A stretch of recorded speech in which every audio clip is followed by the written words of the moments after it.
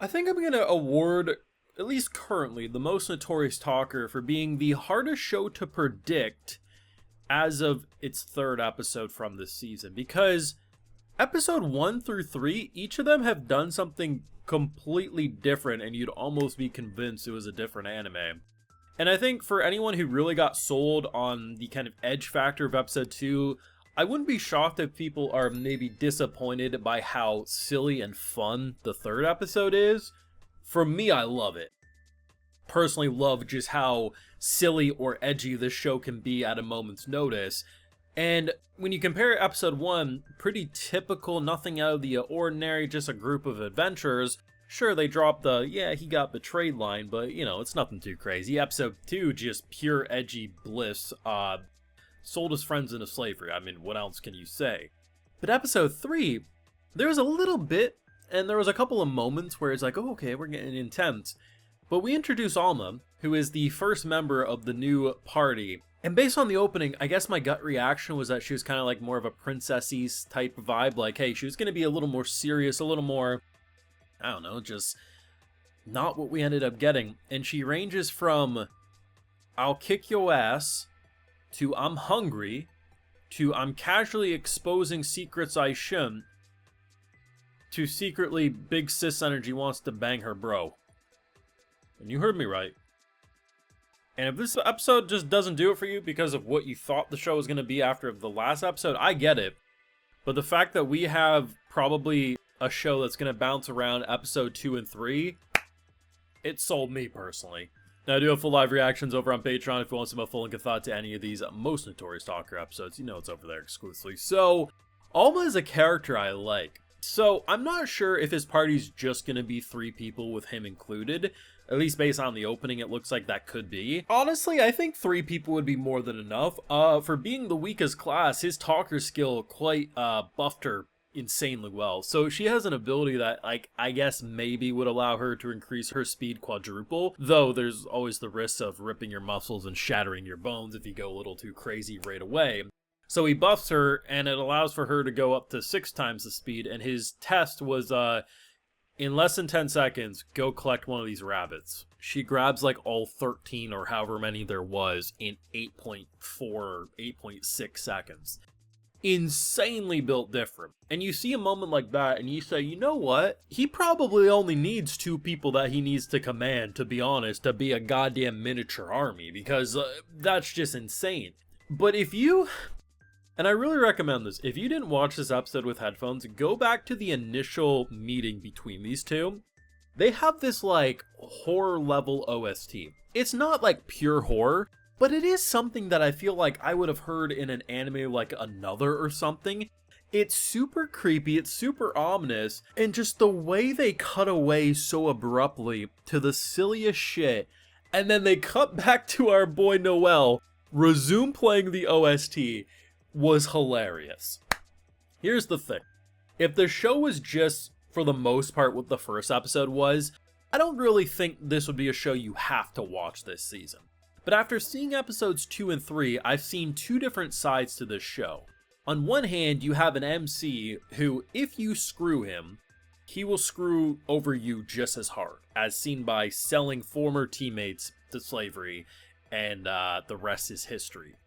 On the flip side, if you do him no wrong and you're generally nice, he'll respond to that. Though, granted, he also might try to take your job, as seen by the dude who was trying to recruit him over, and he's like, okay, I'll join your crew, but only if I get to be leader.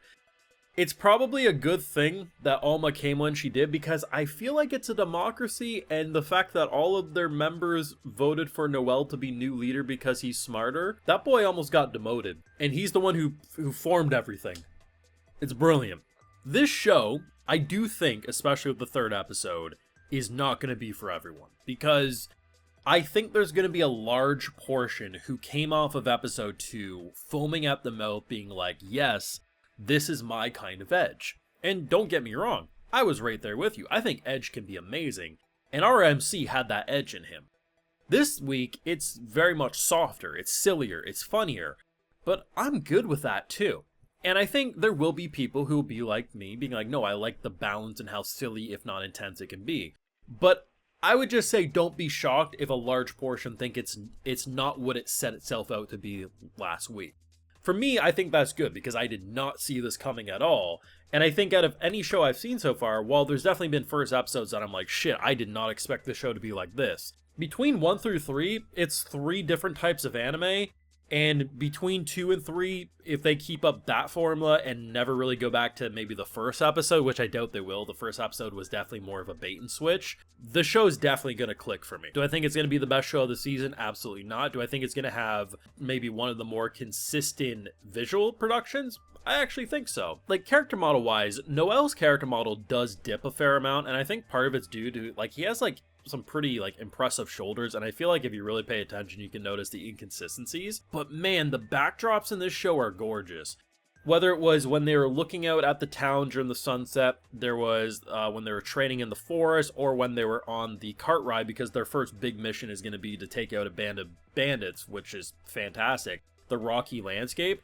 The show's visuals for its backgrounds are so beautiful, and I think it makes the character models pop out more than if you were just in some pretty bland, boring locations. Like, I don't know, like, maybe it's just me, but I'm a sucker for a good anime backdrop, and this show probably is in a top 5 for my favorite background visuals I've seen this season. I ain't gonna lie. And I honestly feel like when I do notice that Noel's character model may be a little off model, I find because the backdrops that are supporting him are so well produced, it kind of lets it pop out more than it would than if it was a pretty boring ass background. Just something I've noticed. I definitely think this show, it's gonna be an interesting ride. Something that I see myself very much enjoying, but I think if it does constantly bounce around what type of show it wants to be, I wouldn't be shocked if a lot of people either fall off of it or have a lot more issues. I haven't seen what people said about this episode, so maybe everyone just universally agreed, but I've seen enough anime and I've seen enough reactions from the anime community that typically when something like this happens, there is some pushback.